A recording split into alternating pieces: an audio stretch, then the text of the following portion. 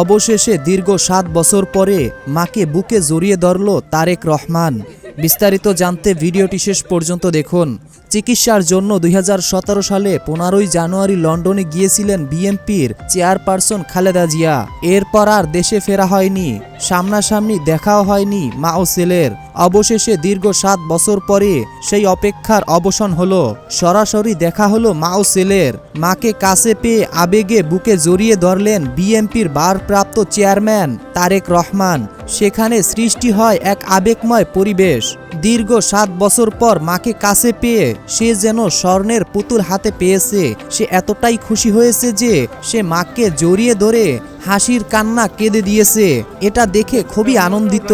বাংলাদেশ সময় বুধবার ৮ই জানুয়ারি দুপুর ২টা ৫৫ মিনিটে খালেদা জিয়াকে বহনকারী এয়ার অ্যাম্বুলেন্সটি হিথ্রো বিমানবন্দরে পৌঁছায়।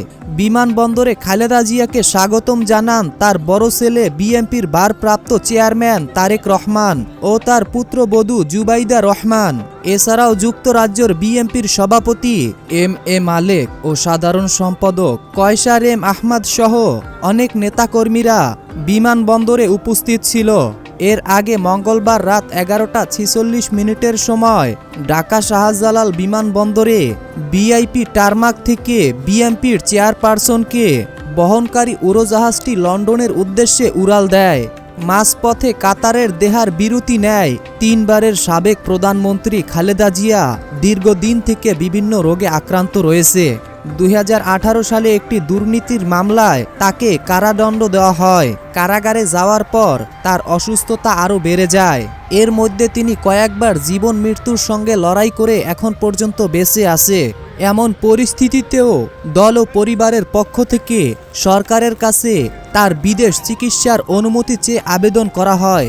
সরকার তাতে কোনো সাড়া দেয়নি।